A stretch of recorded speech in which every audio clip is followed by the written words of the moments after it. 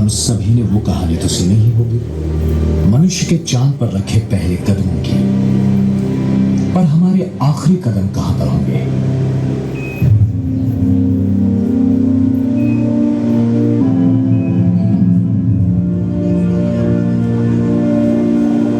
दिसंबर 1972, दो अंतरिक्ष यात्री धातु से बनी एक छोटी सी कैप्सूल में सवार होकर पृथ्वी की ओर लौटने की तैयारी में थे। अपोलो 17 के चालक दल में चांद पर कदम रखने वाले पहले वैज्ञानिक शामिल थे। अंतरिक्ष यात्रियों का खोज कार्य 3 से ज्यादा दिन तक जारी था। उन्होंने कई प्रयोग किए और उससे पहले हुए किसी भी मिशन से ज्यादा सतह का परीक्षण किया।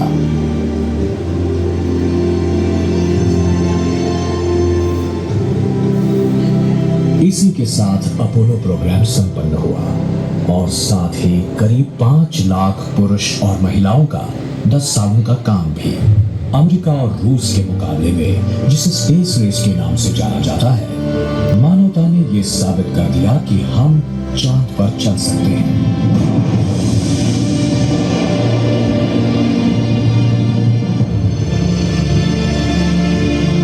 जब अपोलो 17 के अंतरिक्ष यात्रियों ने उड़ान भरी, तब कई लोगों ने यही सोचा था कि हम लोग जल्द ही लौट आएंगे, पर हम नहीं आए।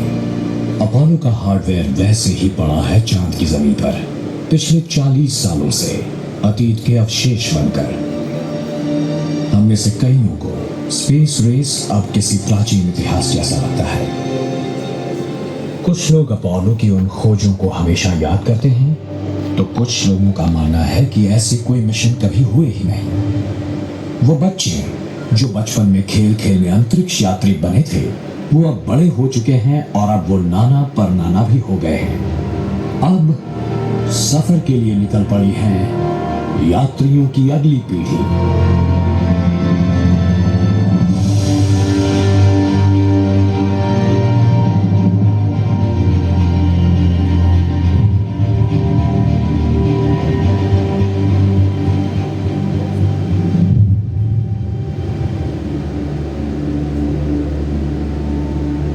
अंतरिक्ष में मनुष्य का साहसी भ्रमण लेने से पहले हमने हमारे सामने खड़ी होने वाली संभावित चुनौतियों को समझने के लिए हमारे रोबोटिक एक्सप्लोरर वहां भेजे।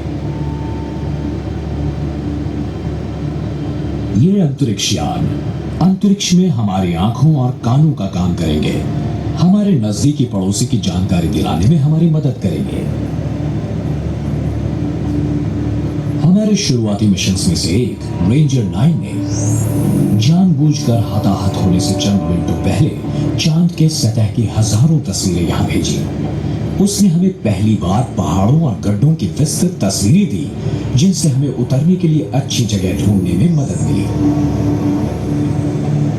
सर्वेयर लैंडर्स और धीरे से नीचे उतरे। रेंजर्स का तो एक ही काम था, तस्वीरें खींचना, पर सर्वेयर्स में रोबोटिक फावड़े तथा अन्य उपकरण थे। उन्होंने चांद किन चीजों से बना है, ये ढूंढने के लिए पहली बार प्रयोग किए। उनके पश्चात हमने रोवर्स को भेजा।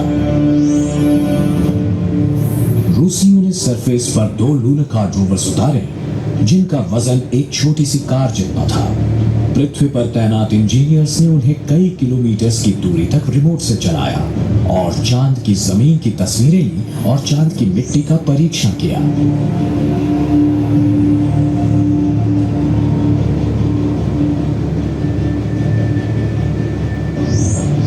वैज्ञानिक आज भी इन ऐतिहासिक मिशंस में पाई गई जानकारी और नमूनों का अभ्यास कर रहे हैं, पर इन शुरुआत में आए मेहमानों ने हमें सिर्फ उन विभागों के बारे में बताया जिन पर वो उतरे थे। और स्पष्ट चित्र पाने के लिए हमें चांद को उसकी कक्षा से देखने की जरूरत है। नासा और यूरोपियन स्पेस एजेंसी ने चांद की परिक्रमा में अंतरिक्ष यान भेजे हैं और हाल ही में चीन, भारत और जापान ने भी भेजे हैं। परिक्रमा में इन अंतरिक्ष यानों ने चांद का मैपिंग किया है, उसकी जमीन पर मिले रसायनों का कैटलॉग बनाया है और एक जगह से दूसरी जगह होने वाले गुरुत्वाकर्षण के सूक्ष्म बदलावों का मापन किया है। चांद पर सफर करने वाला यात्री पृथ्वी से थोड़ा सा कम गुरुत्वाकर्षण महसूस करता है। आप अभी जो महसूस कर रहे हैं उसका छठा हिस्सा। चांद की गहराई से उठा भूकंप यात्री को पूरी तरह से हिला सकता है। छोटा सा चांद बड़ी पृथ्वी की परिक्रमा करता है। जब वो महीने में एक परिक्रमा पूरी करता है, उसकी एक बाजू हमेशा पृथ्वी के सामने होती है। इसका मतलब है चांद की कई सारी जगहों पर 2 हफ्तों तक दिन की रोशनी होती है और 2 हफ्तों की रात होती है।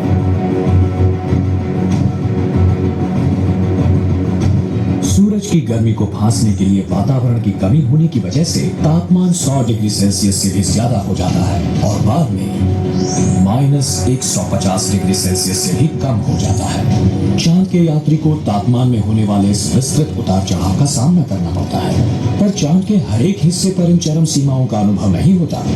ध्रुवों के नजदीकी इलाके में कुछ पहाड़ों पर हरदम सूरज की रोशनी होती है और कुछ गहरे गड्ढों में हमेशा अंधेरा होता है। एलक्रॉस नाम का एक अंतरिक्ष यान इन्हीं अंधेरे गड्ढों का अध्ययन करने एक तरफा मिशन पर निकल पड़ा। इस अंतरिक्ष यान के प्रहार के प्रभाव से करोड़ों वर्षों से सूरज की रोशनी से छिपे हुए द्रव्यों का बादल निकल पड़ा। इस बादल के भीतर एयरक्रॉस डिटेक्टर्स को शुद्ध बर्फीला पानी मिला। ध्रुवों पर पाया गया पानी चांद पर लोगों के जीवन के लिए मदद कर सकता है।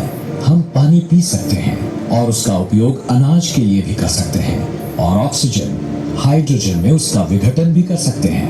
हमें सांस लेने के लिए ऑक्सीजन जरूरी है, पर हम ऑक्सीजन और हाइड्रोजन का उपयोग रॉकेट का ईंधन बनाने के लिए भी कर सकते हैं। चांद पर अन्य संपदा भी है, जैसे एल्यूमिनियम, लोहा, सोना और प्लेटिनम भी। ये हमारी पृथ्वी पर मदद कर सकते हैं, चांद पर जीवित रहने के लिए मदद कर सकते हैं और दूसरे विश्वों में या उससे परे सफर करने में भी। पर चांद पृथ्वी से बहुत दूरी पर है और सरकारों ने वहां तक सफर करने के लिए करोड़ों डॉलर्स खर्च किए हैं। क्या हम इससे बेहतर और किफायती रास्ता ढूंढ सकेंगे? ऐसी कौन सी बात होगी जिससे लोग एक नई स्पेस रेस के लिए प्रेरित होंगे? कई सदियों से लोग ऐसे एक्सप्लोरेशंस को प्रोत्साहन देने पुरस्कारों का आयोजन करते आ रहे हैं। 18वीं सदी में ब्रिटिश सरकार ने समुद्री यात्राओं और नेविगेशन को सुरक्षित बनाने के लिए एक इनाम की घोषणा की। करीबन 100 साल पहले न्यूयॉर्क के एक होटल मालिक रेमंड ऑटिंग ने अटलांटिक को बिना रुके उड़कर पार करने वाले पहले इंसान के लिए एक इनाम की घोषणा की। ये पहला कदम था अंतरराष्ट्रीय व्यावसायिक एयरलाइंस के निर्माण की ओर। हाल ही में घोषित अंसारी एक्सप्राइज ने एक नई इंडस्ट्री की शुरुआत करने में मदद की, जो यात्रियों को स्पेस की सीमा तक ले जाकर वापस लाती है। ऐसे कई पुरस्कारों ने चुनौतियों की सीमाओं को सफलतापूर्वक खुला किया है और संस्कृतियों को इनोवेटिव तरीकों से बदल डाला है कि अंतरिक्ष का उपयोग व्यापार के लिए कैसे किया जाए और नए संशोधन करके विश्व को कैसे बदला जाए। पहली चुनौती होगी पृथ्वी के गुरुत्वाकर्षण से परे होना, वो शक्ति जो हमें जमीन पर टिकाए रखती है और अंतरिक्ष यान की उड़ान में बाधा डालती है। आपका अंतरिक्ष यान छोटा और हल्का होना चाहिए, जिससे आप पृथ्वी के गुरुत्वाकर्षण का सामना करते हुए कम ऊर्जा खर्च करेंगे। एक बार आपने उड़ान भर ली तो आपको चांद तक पहुंचने के लिए 4 लाख किलोमीटर का अंतर काटने की जरूरत होगी। गणना में एक छोटी सी गलती और आपका अंतरिक्ष यान चांद से कहीं दूर भटक सकता है। सफर के दौरान आपको अपनी दिशा में कुछ बदलाव करने होंगे, वरना आप चांद की जमीन पर एक धमाके के साथ गिर सकते हैं।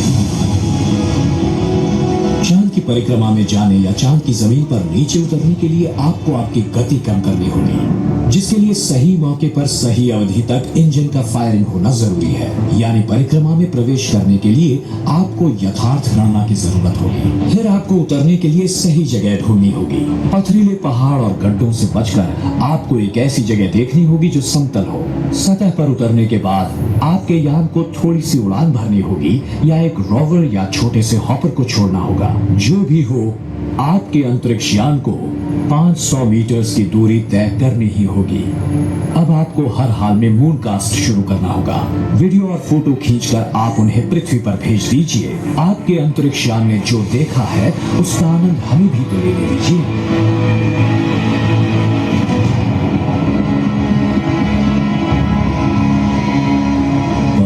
एक अहम बात, यानी सभी टीम्स को अपने खर्चे कम करने होंगे। अगर भावी खोज यात्राएं कम कीमत में होंगी तो हम और भी उड़ानें भर सकते हैं।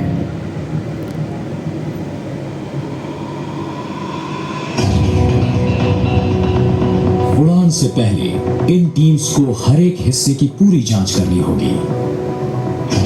हर एक ग्राम का अपना वजन होगा। सारी गणनाएं बार बार की जाएगी। एक टीम ये जानती है कि उन्हें एक ही मौका मिलेगा चांद पर राज करने का।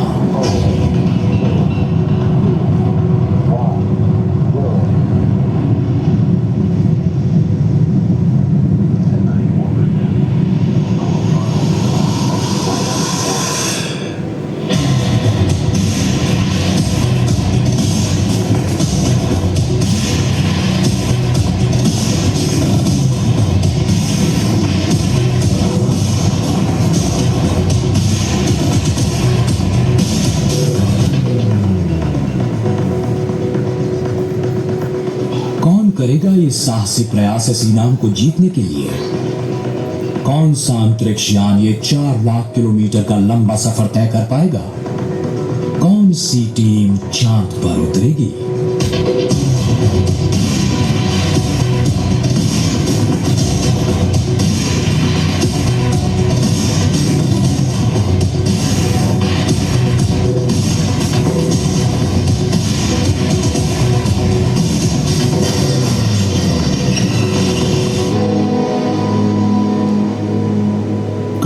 टीम अपने घर वालों के लिए कौन सा संदेशा भेजेगी? 4 दशकों के बाद चांद की भूमि से आए पहले शब्द कौन से होंगे? पर ये रेस अभी खत्म नहीं हुई। जब अंतरिक्ष यान इस प्रतियोगिता के अंतिम चरण की तैयारी कर रहे होंगे, आप कहां होंगे? क्या कर रहे होंगे?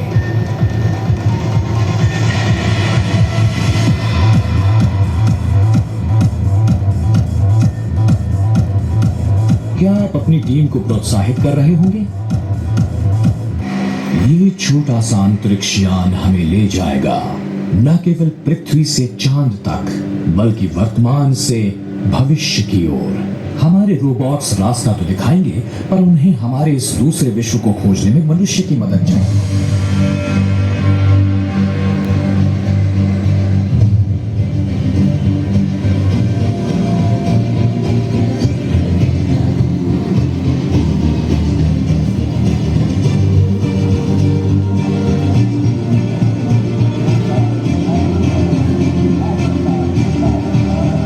पीढ़ियां रहने की और काम करने की जगह दिला देंगी, जहां से हमें पृथ्वी का जीवन विकसित करने के लिए आवश्यक संपदा मिलेगी, या शायद और आगे की जगहों के लिए उड़ान भरने की प्रेरणा। Okay, Team 3, do you need any assistance? No, we're in here, just a minor repair. We're within 5. Great, we'll check back with you. पृथ्वी पर हमें जिन समस्याओं का सामना करना पड़ता है, शायद उनके उत्तर हमें यहाँ चांद पर मिलेंगे, या फिर अंतरिक्ष में कहीं और।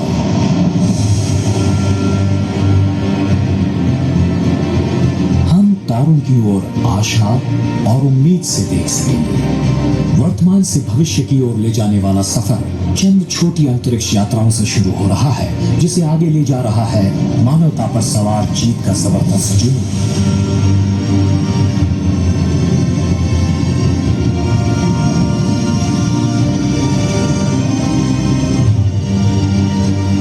ये सफर हमें वापस ले जाएगा चांद की ओर।